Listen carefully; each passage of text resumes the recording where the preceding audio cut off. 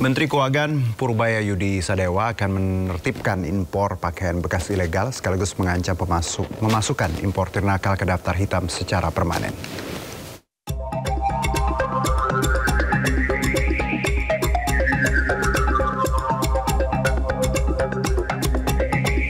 Kementerian Keuangan akan mengeluarkan aturan baru untuk menutup celah kebijakan terkait impor pakaian bekas ilegal. Purbaya mengaku aturan terbaru tersebut akan dikeluarkan dalam waktu dekat untuk mendorong pembenahan impor dan mendukung industri dalam negeri.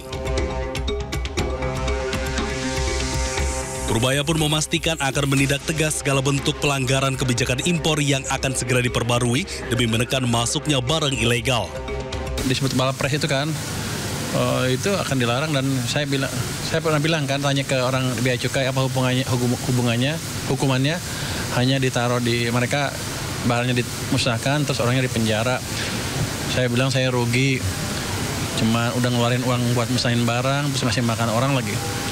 Jadi nanti barangnya dimusnahkan, orangnya denda, dipenjara juga dan akan di blacklist. Sementara itu, Gubernur Jakarta Pramono Anung mendukung langkah pemerintah. Menurut Pramono, praktik jual beli barang bekas itu merugikan. Pramono juga berjanji Pemprov Jakarta akan memberi pendampingan kepada para pedagang yang terdampak. Saya sudah meminta pendampingan dari UMKM dan dinas terkait lainnya untuk melakukan pelatihan kepada para pedagang.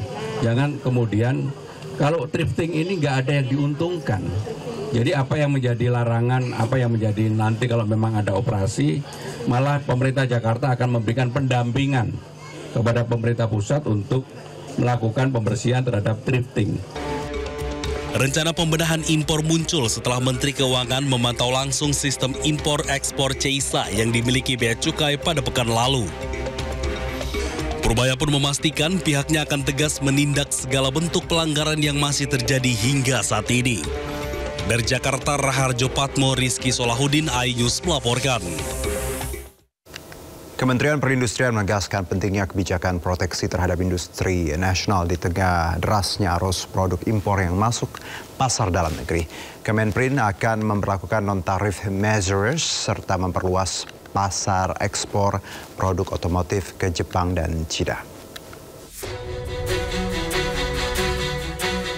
Menteri Perindustrian Agus Gumiwang Kartasasmita menegaskan pentingnya kebijakan proteksi terhadap industri nasional di tengah derasnya arus produk impor yang masuk pasar dalam negeri.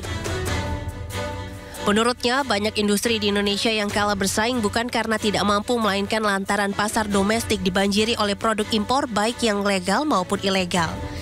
Adapun tujuan utama kebijakan proteksi adalah menciptakan ruang bagi industri nasional agar dapat tumbuh, berinovasi, dan memiliki daya saing yang kuat di pasar global. Kebijakan proteksi ini sebenarnya sudah banyak negara yang menerapkannya, termasuk Amerika Serikat. Agus mencontohkan salah satu langkah untuk melindungi industri dalam negeri adalah dengan pemberlakuan non-tarif measures atau NTM, di mana penetapan NTM di Indonesia masih rendah dibandingkan dengan negara kompetitor yang hanya 225 NTM, sementara Amerika memiliki 5.000 NTM. Industri kita yang tidak mampu bersaing, atau kalau dalam bahasa yang lebih kerasa lagi kalah, bukan karena tidak mampu, tetapi karena pasar dibanjiri oleh produk impor yang masuk bebas seolah-olah tanpa kendali, baik itu ilegal maupun legal. Kebijakan proteksi ini bukanlah merupakan kebijakan proteksi yang membabi buta. Selain memperkuat pasar domestik, Agus juga akan memperluas pasar ekspor terutama di tengah ketidakpastian ekonomi global, khususnya berupaya untuk membuka peluang ekspor baru seperti ke Jepang dan China dalam upaya memperluas ekspor produk otomotif Indonesia.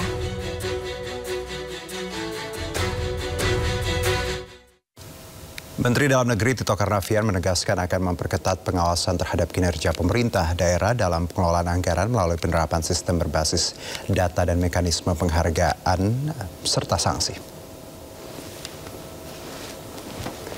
Tito menjelaskan bahwa evaluasi kinerja Pemda akan dilakukan secara berkala menggunakan sistem informasi pemerintah daerah yang menyajikan data realisasi pendapatan dan belanja daerah secara real time. Sebagai bentuk pengawasan lebih lanjut, Tito membentuk tim khusus dari Kementerian Dalam Negeri yang akan diterjunkan langsung ke daerah-daerah.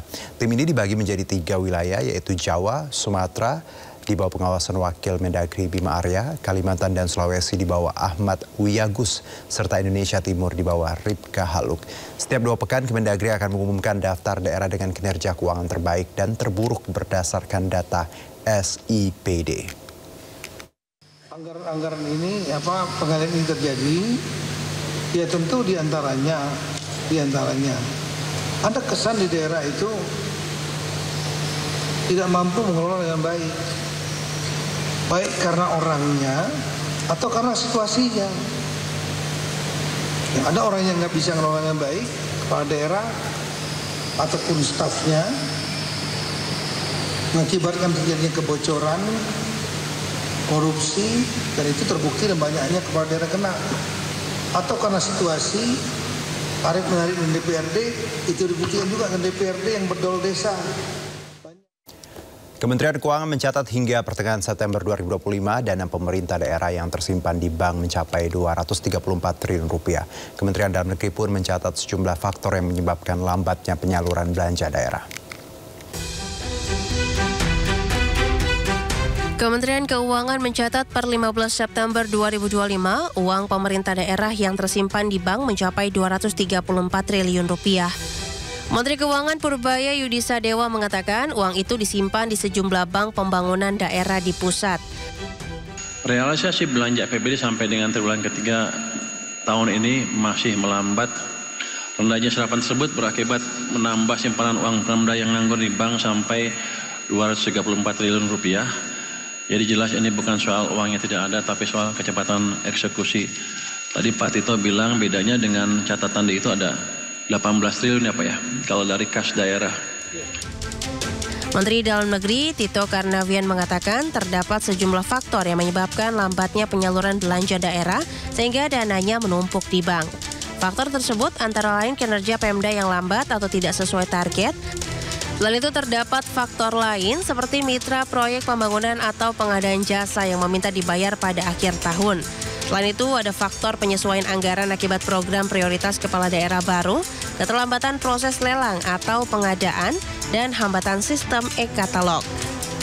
Di sisi lain, Gubernur DKI Jakarta Pramono Anung mengatakan anggaran sebesar 14,6 triliun milik pemerintah Provinsi Jakarta yang tersimpan di bank bukanlah dana menganggur, melainkan bagian dari siklus pembayaran rutin yang memang dijadwalkan untuk disalurkan pada akhir tahun. Dana tersebut akan digunakan untuk membayar beberapa proyek pembangunan pada akhir tahun ini, serta untuk penyaluran bantuan sosial dan subsidi transportasi umum.